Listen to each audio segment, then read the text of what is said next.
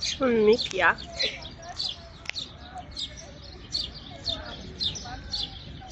Tot așa mai de epocă. Parcă e desprins din filmele istorice.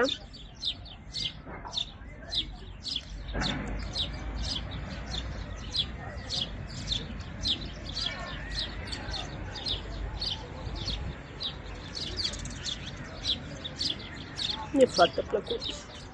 Nici foarte, foarte cald, nici... mai e unul mai încolo.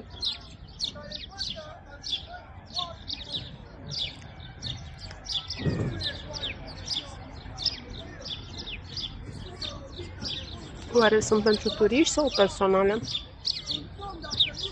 Vezi că m-a furat peisajul.